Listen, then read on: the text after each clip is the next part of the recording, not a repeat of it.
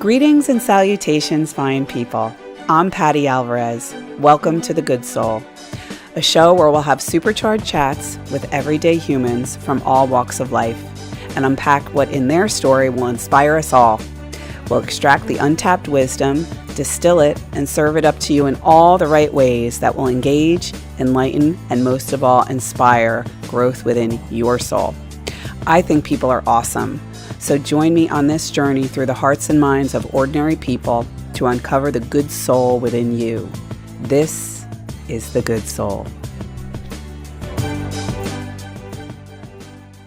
Hey, universe. Welcome to The Good Soul. I can't believe it when I say we are on episode 25, and I'm really excited for today's episode, and today's guest is one of my favorite friends and Good Soul students. This is Erin Fisnick. Say hello to the crowd.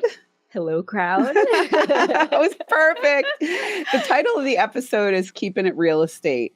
Erin is a certified luxury home specialist. She is hanging her license with Ivester Jackson Properties, which is affiliated, or I should say, under the umbrella of Christies International Real Estate. Did I do that whole thing justice? Good. Yeah, awesome. And my office is in Mooresville.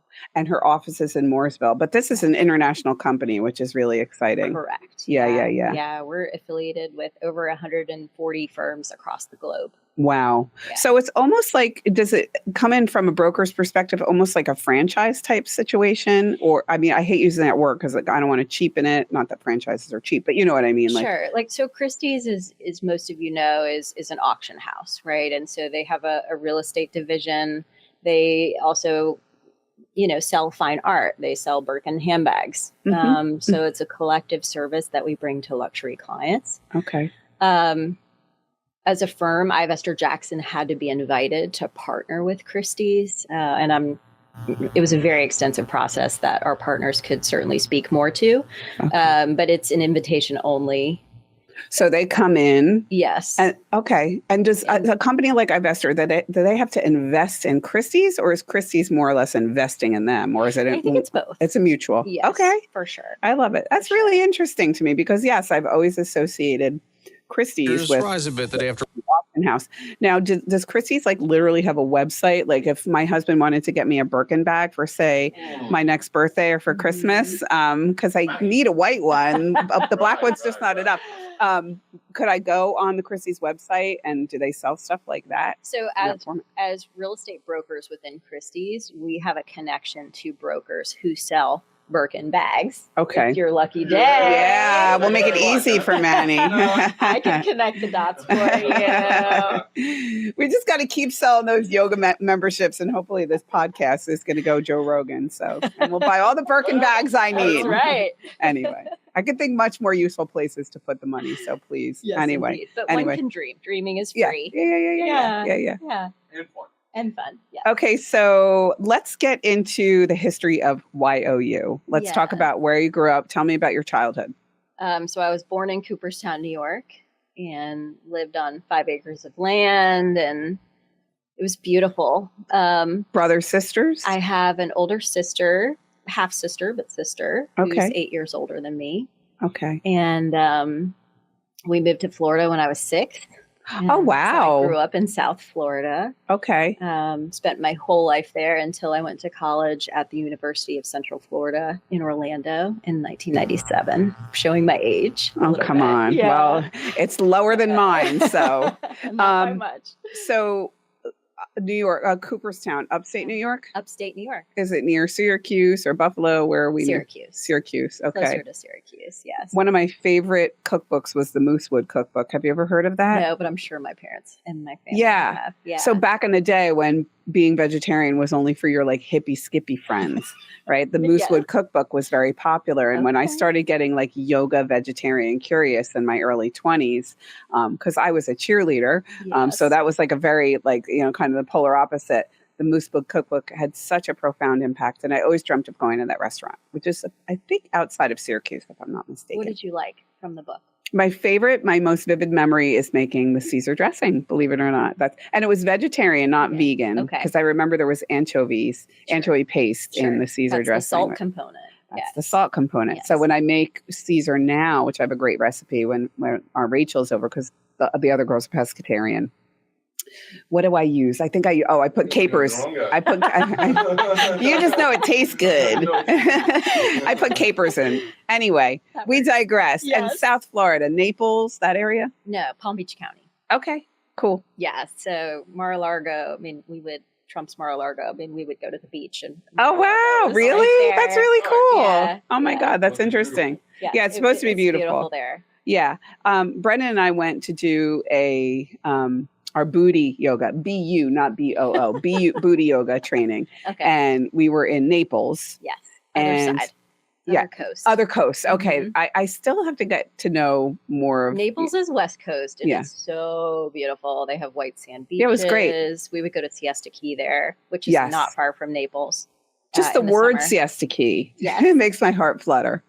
We went to we went to the Ritz-Carlton and we just had lunch there. We stayed at we stayed at like a Marriott, but we're like, let's go hang with the fancy people. And it was so beautiful. It's like Eau de Palm Beach or something. They've changed the name. The Ritz-Carlton is no more. Oh, wow. Okay. You'll have to go back. All right. A little bit of trip fun facts. Yes. I think her and I were the only people other than the waiters and waitresses who were under the age of 65, I have to say. I would guess. There are all these old men driving around in like these Rolls Royces and Ferraris. Mm-hmm. I love do you ever see the meme where there's the old man getting out of the Ferrari and it's like he cannot get out of this car, and it's like when you're old enough to afford a Ferrari, yes, he can't even get it out of it. Right. Yes. Anyway, speaking of, okay, so let's keep going. Speaking of money, let's lead up to this place that you are.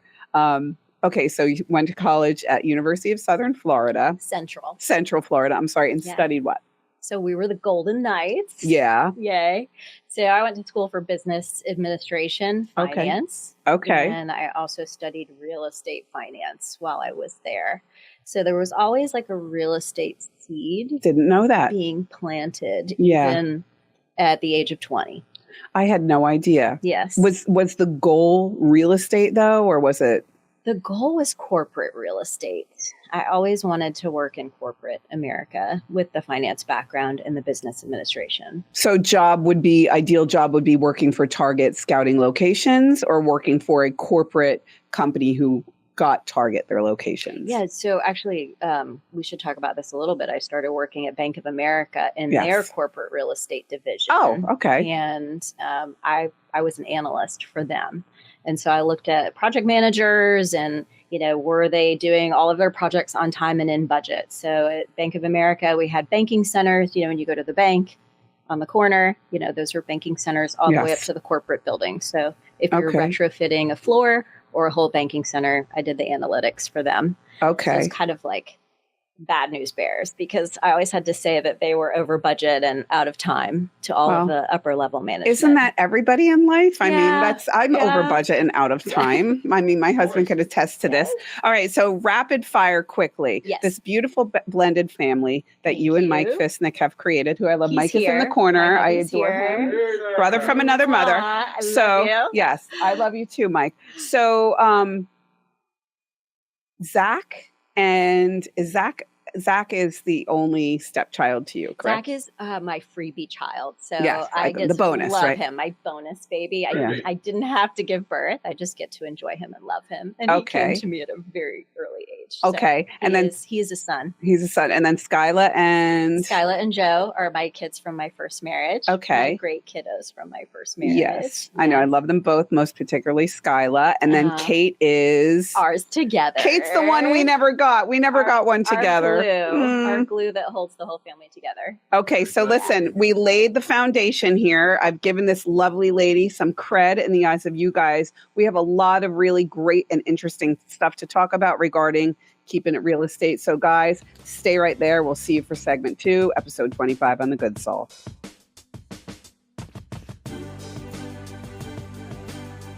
Hello, friends. Welcome back to The Good Soul. We're on episode 25, and we are keeping it real estate with my dear, sweet, loving, amazing friend and realtor also. Thank you. The beautiful, I don't want to say, I was going to say Mr. Mike Fisnick, but or Mrs. Mike Fisnick, but I'll just say, Yeah, That's my hubby, and he's a pediatrician in the area. So Yes, yes. whenever people meet me, they're like, "Is your husband a pediatrician?" Because he's a local celebrity. Yeah, well, Yes. I mean, when I met him, I'm like, oh my God, he's a pediatrician. That's like the coolest job in the world. It's like driving a Mini Cooper, or like walking around with a puppy. Everyone wants to talk to you. Everyone has questions. Oh my God, I feel so bad. I know it's not even about the kids for me. Every once in a while, I'm like, want to know things about myself. Yeah. Even I'll like ask him these. Do you ever notice I ask you these like backdoor questions? Like, and he loves it. Yeah, good. I'm glad.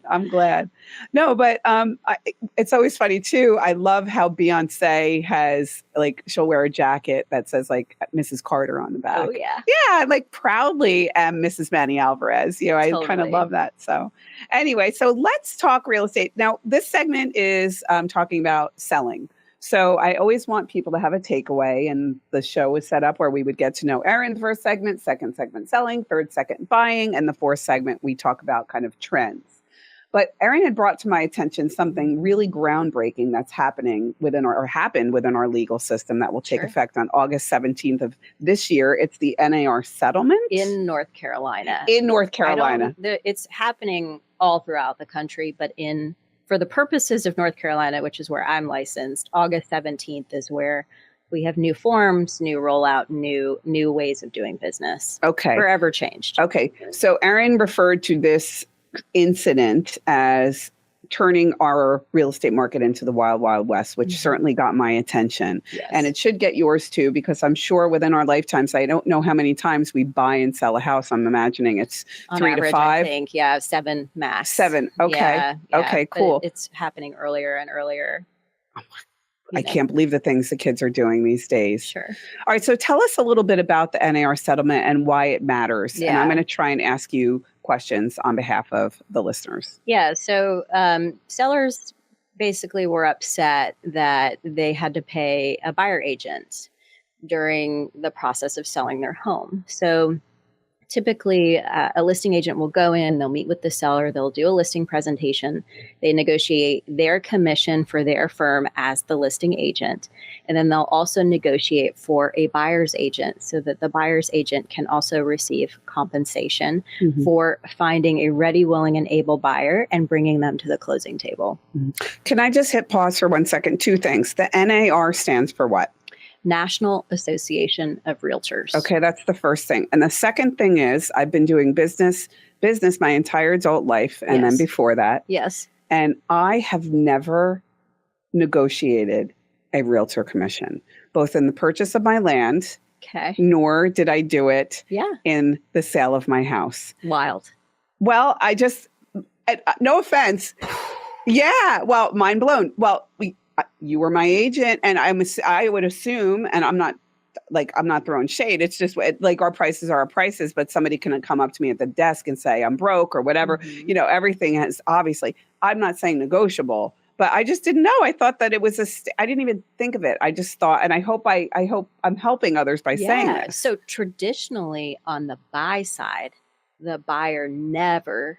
I shouldn't say never, because there are situations like in a for sale by owner. Yeah. But typically, the buyer doesn't pay or did not pay their broker. Right. And that's what I thought. The seller did. Right. However, what you didn't know on the back end is the listing agent that sold that piece of land negotiated her commission and mine before I was ever even there. I was an arbitrary agent at that point. But and in Erin's defense, I bought with you. I didn't sell with you. So the situation didn't warrant with Erin and I. Right. So, but now it will. Totally. Okay. Yeah. I'm sorry to cut you off. No. I'm glad that gives context to this. Yeah. So essentially, this went all the way up the court system. Department of Justice got involved. And so there are several changes happening. The biggest impact being that buyer's agency will no longer be required to be paid by a seller. So the listing agent will still go in and negotiate for their compensation based on the services that they provide. However, the seller may say, I don't want to pay a buyer's agent. And so if they do, the buyer then has to pay for their agent's compensation. Okay, so when you say the wild, wild west, it means my newly engaged daughter and her fiance want to go buy a house. Yes. Molly and Squeaky can go on Zillow, how do you Trulia. Trulia. Why can't I get that Yes. word right? And they could find their own house and just go right to the selling agent, and that'll be that. And they'll say, I'm going to skip over somebody to help me buy this house. Right. And there's a major downside. There's an old saying, and that is, you get what you pay for. So what are the risks involved if Molly and Squeaky don't have somebody representing them? Yeah, there's tremendous risk for the buyer at any segment, but especially about Molly and Squeaky, right? They're first-time home buyers. They're just coming into the market. They probably, just presuming, they wouldn't have a lot of extra money to pay an agent. So if they don't pay an agent and they decide to forego representation, they're going to be working with just the listing agent to purchase the house. Who is on the side of the seller? They represent only the seller. Yeah, that's their moral obligation. Yes. So it's kind of like if you go into court as a defendant, okay, and you go in and you don't have an attorney with you and you have to defend yourself in the case. Yeah. How do you think that outcome is going to go versus having someone represent you through the case? Well, I will tell you, it's very risky. Yeah, it's risky. And also like a la Eat, Pray, Love, or I'm trying to think of any other movie where they show up and represent themselves. They look almost like kookadoodles in a way. Like you need representation. You need representation. How do you write a contract? Right. How do you know the real estate laws? How do you know how to negotiate a repair? Right. How do you know if the way that they price the property is correct? I was just going to say the assessment. How do you know if, if it needs a new roof? How do you know how to negotiate that price down with the listing agent? Yes. And do you think the listing agent who doesn't represent you is going to work to negotiate in your favor? They can't. They can't do that. They can't do that. So do you see any, before we get into the negative, because I like that, well, it's kind of negative already, but is there any upside to this? So the reason for this change in agency across the country was to protect the consumer, because they felt that agents were basically colluding and trying to inflate their commissions, and they felt that agents were telling the sellers, you have to charge this type of commission. And so they truly felt that, the consumer, the government felt that the consumer was at a disadvantage because they thought the consumer was overpaying for services. And they also felt that we were saying, as agents, and not me personally, but just agents in general across the country, were really essentially requiring the seller to pay the highest level of commission. Right. But at its basic form, we don't do that. It's always been negotiable. Right. Our commission is always negotiable. As a seller, when you go to sell your house one day, right. Hopefully it gets to be me. Yeah. And we sit down and have a conversation about what you're willing to pay me, what I feel I deserve, and what services I'm going to provide you to earn my commission. Sure. Which I will say, prior to this settlement, you did earn your commission. Correct. We had a very clean deal. Yes. We gave a price. They met us halfway. We said no. And then I went back and said, is that $25,000 really going to have an impact on my life when I'm dying and I'm an old lady? No, I want this land. I want to build this house. We paid cash for the land. Yep. And still, you were my therapist. You were my confidant. You were my warrior. You were my, my coat of, like my suit of armor, literally. Totally. I don't know how, wouldn't want to know what something like that would look like. And this is what you mean when you say the wild, wild west. Yes. It's almost like, reminds me of riding in the streets. Like people are just going to be like going at each other. There's so like uncertainty, right? There's so much uncertainty. And then if you didn't want to pay that $25,000 more and you didn't have me saying, hey, but here's the market value. And I think you're actually getting a really good deal on this parcel of land. You're getting that additional advice. If you hadn't gotten that, you might have said, not worth it. I'm moving on. And then the deal would have been in a stalemate. Yeah. And the seller wouldn't have sold their property, and you wouldn't have gotten this lovely, beautiful property that, by the way, has awesome. We're so incredibly, and we live in I will say this, we live in an extraordinary neighborhood. I always say, we live amongst castles. Our house looks like our neighbor's tool shed. No, I'm kidding. Our house is amazing. Your house is so but we have beautiful. It's the best house, and we have a really great location. Yes. We have the Cocktail Cove is in our back. We overlook the Trump National Club on the opposite side of the lake. The Fazio Fives, we're up between the seven. It's a great lot. And everywhere I look, and of course, yeah. Well, Cocktail Cove, right? And every weekend in our backyard is 150 boats strung up, and there's Jimmy Buffett playing, and it's glorious. Like it really is. It's a wonderful place. All the time. We're living on vacation. So thank you, Erin, for being a part of that food chain and for helping us along. And yes, there's tremendous value in that aspect of the business. So we're going to wrap things up, guys. We're going to continue on this topic into the next segment. So we will see you in just a few on The Good Soul.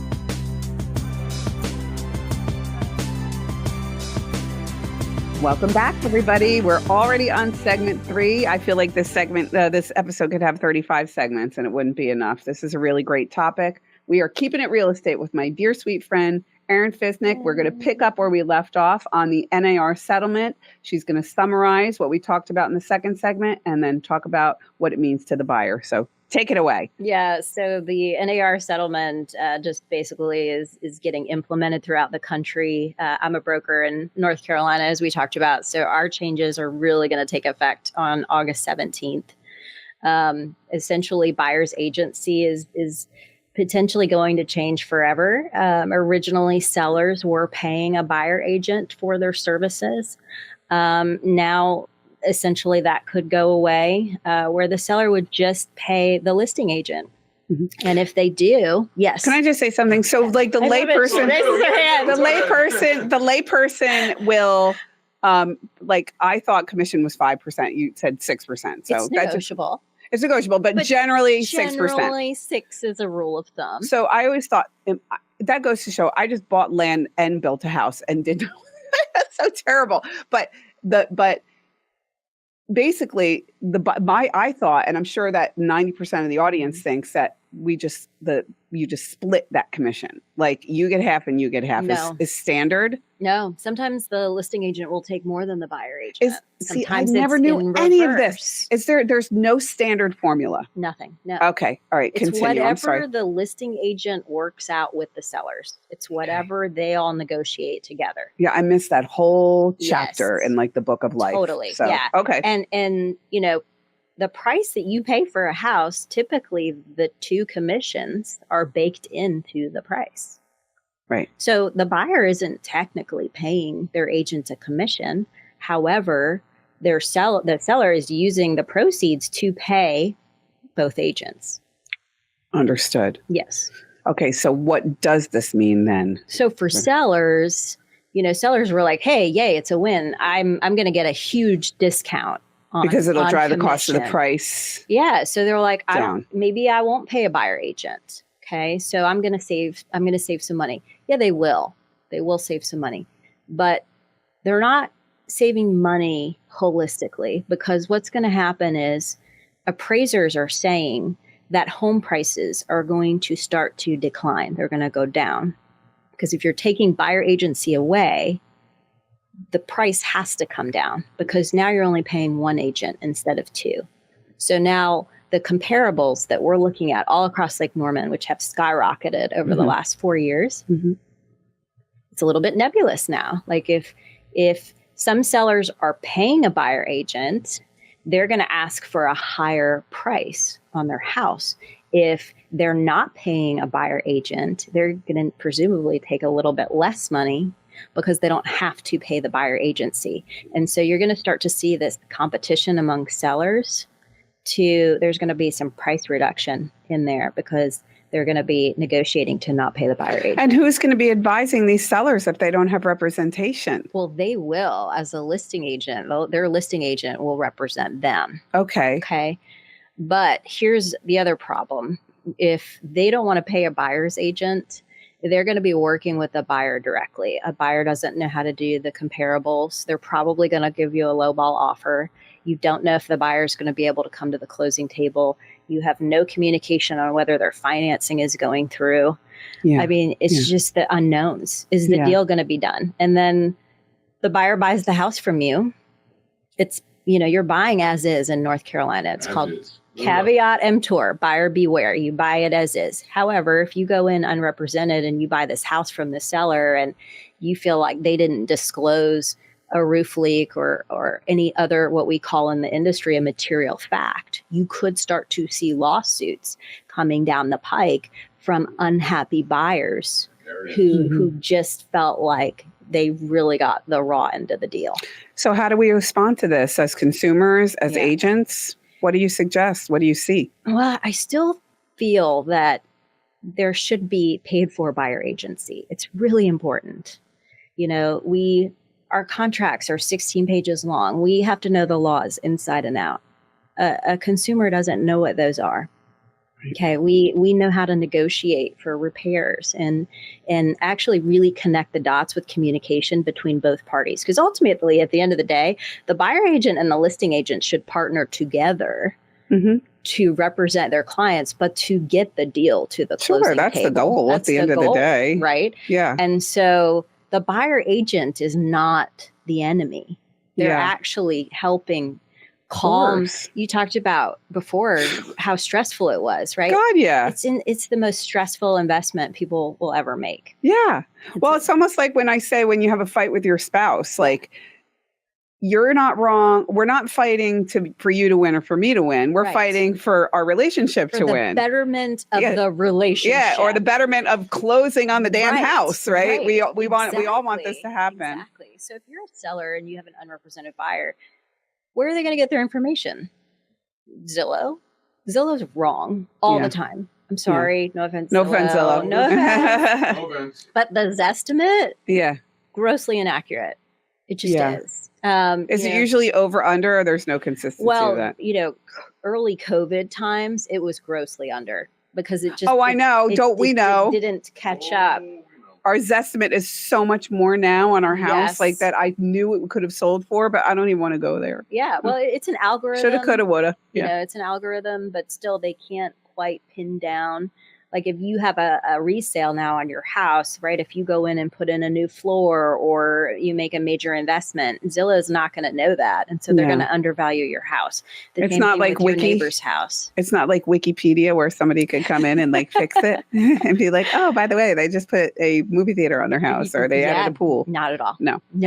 Nope. It just goes into the dark space of the internet and it just pulls data from past sales. Is there any knowing your house specifically? Is there any way that you could capitalize off of this by becoming almost like marketing yourself as almost like an advocate, like a buyer's advocate in a sense? Sure. Well, how is Christies? I represent both sides of sure, we know every this, deal. But in a case where you're representing. But if I were to give advice to, a buyer's agent and really give advice to buyers out there getting ready to make a purchase, it's like with anything else. You either spend the money on the front end to protect yourself and your investment, or you get dinged on the back end and you end up spending money anyway. I think you're being generous by using the word ding. Yeah. We're like a swift kick in the you-know-what. Yeah, I mean, in a lot of cases. Very bad F word. But sure, yeah. It's true, though. Totally. I mean, putting it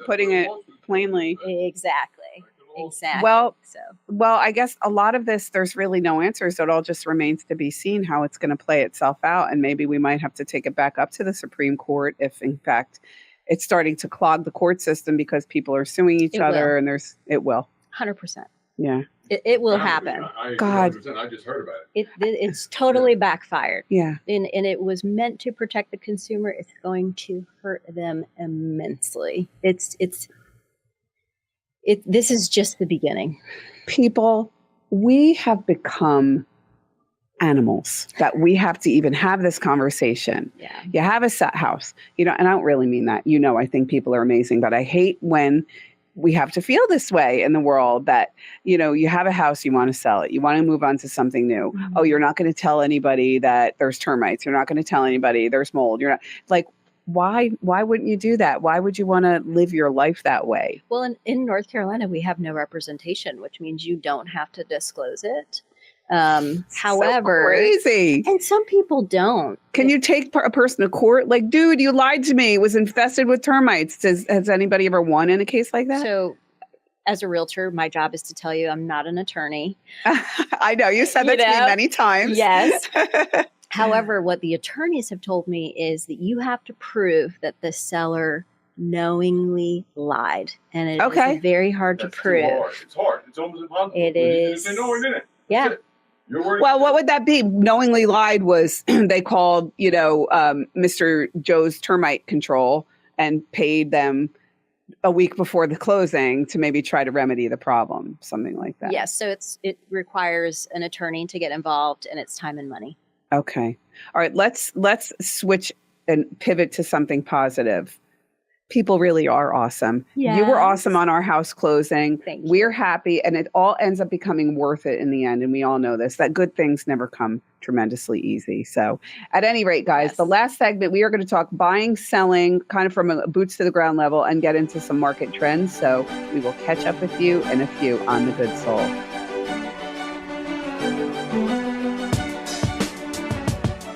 Welcome back, beautiful universe. This is Patti, this is Erin, and this is The Good Soul. We are on episode 25, and we are keeping it real estate. And I'm going to talk in high speed a little because we have a lot of ground to cover and a lot of great information for you guys to learn and grow from and hopefully put to use. If you haven't bought a house, if you're planning on it, or if you bought and built 12 houses, there's a lot of great stuff that Erin has to share. So we finished with the NAR settlement. Talking about buying, I'd like to talk selling first. Like I'd like to go in chronological order. Okay, so let's do it. We're going to do kind of a rapid fire a little bit. Sure. I'm ready. We'll do some bullet points. So finding the right agent. And this is what I always say. Yeah. Why Erin with the thousands of choices we have within a 2-mile radius? Why you? This is what I need to know. Well, I know already. I want them to know. Yeah. So, I mean, choosing an agent is so personal, right? You have to really like your agent, right? So I actually, and I know we don't have time to talk about this, but I was in a very bad car accident in the year 2000, and I had a near-death experience. And I had just turned 21, and I was in a wheelchair, and I had to rehab and learn how to walk. Didn't know any of this. And they didn't know if I would ever walk again. So I had to teach myself how to walk.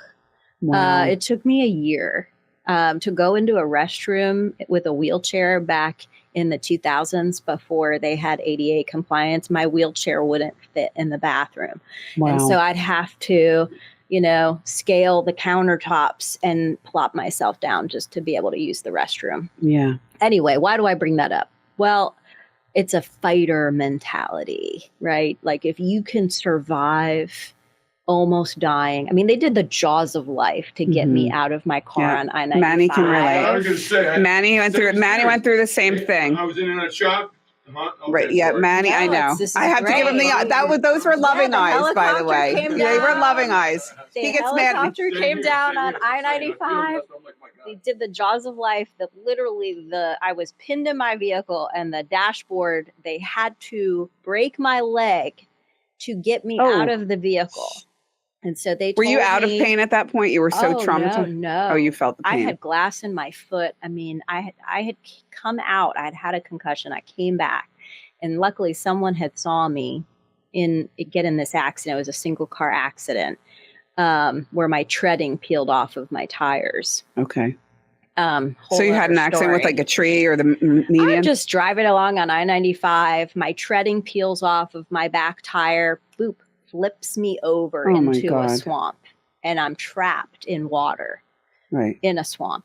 And luckily it's 9:00 at night. There happened to be somebody behind me who called the police. Thank God they came, they rescued me. So I have an idea. Yeah. Maybe we'll do like an episode 25 and a half where we will sit down. Bill, I'm not going to put you to work. Maybe you and I will sit down. Yeah. I want to get into this story in more detail. This is huge. This is huge. This is a lot to talk about. Entire life. But Yes. I want to talk more We're about, going back. let's go back. So, Yeah. Okay. So what sets me apart? Well, when you have a near-death experience, you have to really dig deep and figure out, what do you want to live your life? And you have to fight like hell to get out of that headspace and come back and be better than ever. And so what sets me apart from any other agent is, I fight. I fight hard for my clients. I'm a super strong negotiator. My clients always come first. I prioritize them. And I want to be in this business. I love this business. I have a strong passion for it. And I cannot imagine doing anything else. So on top of all of those things, I'm a nerd.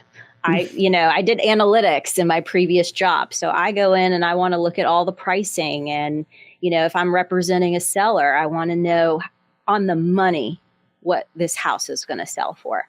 A lot of agents have different strategies. Do we want to go in a little low? Do we want to go in a little high? I go in on the money. I love that. Because that's real and we're not playing games. What cuts the BS out of everything? Cuts the BS. Yeah, I'm a straight shooter too. And you know what? The market on its own will organically raise the price. So if you price it properly, then you're going to have more buyers coming in, and they may then start bidding more, which organically raises the price. Sure. Well, and I also love about you, we didn't look together much for me, but we looked a lot for Stacy, you and I. Yes. My best friend lives in Austin. At one point she was considering moving here. So I was her. But, I know. But you also know, happened. Hopefully we'll get her here at some point. I know. So we were very close. Yeah. And I just love too, like when the house wasn't right, you'd be the first one to say it. Oh, totally. Too. There was no, you weren't trying to, as they say, put lipstick on a pig and sell her something that wasn't. No. Yeah. It's a long-term relationship for me. Repeat business is probably huge. Word of mouth. Trust. I want you to love. Word of mouth. Referrals are huge. It's the highest compliment anyone can give me. Well, I love to, when I come in and I see Erin speaking with other agents in the lobby, there's no, animosity. There's no I have even so much respect for them. Yeah. I mean, I hate to be like that. Even I see another yoga studio owner, I'm kind of like, the competition, I'm not worried. Yeah, no. And you know what? I know. And I'm half kidding. I don't really mean that. But like a lot of people say, well, do you feel that? Because some agents may feel that way. Yeah. But I don't, because my clients come to me. I know this may sound a little crazy, but the universe brings me my clients for a reason. That's not crazy at all. Meant to help them. Yeah. And a lot of times they need my help, and I know that there's no other agent that would have the patience, the understanding. Well, that's a big one. The commitment to work with them and essentially hold their hand, make them feel really good about it, and get them to the other side. Yeah. It's so important for me. It's not a transaction. It's a relationship. Yeah. Yeah. Well, bedside manner to me, and putting it in medical terms, bedside manner means a lot. Yes. And I don't care what we're doing, who we are. A lot of people, every once in a while, you'll meet somebody who'll say like, I don't need somebody to, romance me. I just want to get the job done. Of course. But at the end of the day, it's a relationship. I mean, we must have spoke, 4, 5, 6, sometimes more than that times a day for weeks and weeks on end. You want to like the person you're talking to, and you want to know, forget me liking you. I want to make sure that the selling agent or the, that they're going to, or the whatever, and you're on it at any given time, they're going to like you. Completely. So that speaks volumes. And I have a tremendous rapport with all of the agents in Charlotte and Lake Norman, especially. Yeah. And I'm sure a lot of builders too. Oh, it's 100%. Not just, yeah. And that's a really great thing. As somebody who had gone in and built a house, Erin was our land rep. And it was a very bumpy road, and it was not fun, and it's not for the faint at heart. No. And there are moments. But so worth it. But we had said, we were just talking about, of course it was worth it. Yes. But a lot of things would have been different if we had representation. Period. With the builder. Yes. Yes. No question. Well, in any negotiating and in any negotiation. I mean, I was always like, Patti, can I help you? Please let me help you. And I was like, no, I know we're friends. We know he's here. Yeah. But and it's fine. Everything worked out. It all worked out. Yeah. But by representation to me, it protects them and it protects you. Totally. And this, I mean, in anything, in estates and families, that's why, trust, people leave like they designate a trustee because Yes. this one's going to fight with that one. And if it's in writing and you have somebody saying, no, this is the way it is, there's nothing to argue about. There's nothing to argue about. So we can all get along. And so anyway, I will say this too. I had a client who is a past neighbor and friend. And he's like, Erin, I knew you and you're always just so nice and you're so pleasant, and then he goes, but when you get in and you start doing the deal, he goes, I say, go get him, Cujo. And he's like, you're Cujo. Yeah. He goes, you look all nice. Yeah. He goes, but I know. Yeah. He's like, I know you're going to take somebody down for me. Yeah. And I love that because I do.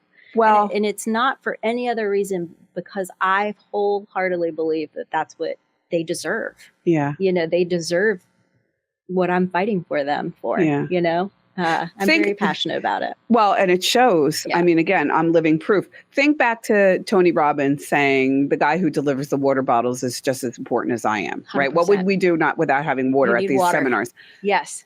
You have a really important job. I mean, this is where people are going to live.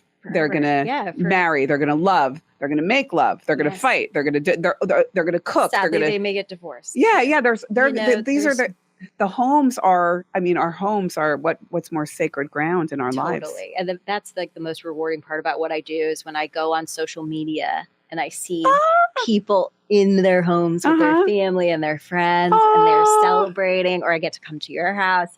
Yeah, and it's like I know that I was there. Yeah. For that part of their life. Yeah. And that brings me such a sense of pride. Yeah. That I had a part of it. Yeah. Yeah. It makes me so happy. Well, we're all in this together. Yes. Hoorah, right? I mean, really. Yes. And we're here to lift each other up. Completely. I mean, it's a really great opportunity you have to do that. And it's good that you have the eyes to see it that way. I do. Yeah. So crazy market trends. We just have a minute or so, but home prices are up. They say 43% over the past 4 years, right? The Sun Belt, our area where we live, 80% of the population has flocked to this area. Totally. In 2023, Zillow ranked Charlotte, our whole entire region, as the top city to move to in 2023. And we Right. just, yeah, It's fantastic. We just have people moving from all over the country and for good reason. And not only all over the country, but cities to suburbs. And a simple Google search will tell you why. I like this one, that multi-generational living is on the rise. That's pretty crazy to me. So moms living with grandma and living with daughter and grandchildren, which is really fascinating to me. At this point, we say mortgage rates see no signs of dropping. You were kind of wishy-washy about that when we talked about it earlier. At some point they could. And when they do, demand will continue to go up. You'll have more buyers in the market, which will be more competitive if you are a buyer. Okay. Erin, I'd like to extend an invitation to come back sometime maybe mid-September, late September, so we can talk about what the NAR settlement, what kind of impact that has had on all of us. And it'll be good because it'll be a month in. It'll be a month or so in. We'll see how Wild West on the market. I know. We may have to check in quarterly. Yeah, that would be fun. Yeah, that'd be fun. Well, Erin also is going to be the first of our many great sponsorship opportunities on the show. So maybe that'll be a fun thing that we can do on live on Facebook as we can do the market updates. So Erin, I love you like family. I value our friendship. I love you so much. Yeah, I love you too. I get to see her every day at this wonderful studio. So guys, thank you for being here. Don't forget, tune in, like, share, follow, subscribe, and keep coming back. We'll keep giving you the good stuff here on The Good Soul. Mwah. Mwah.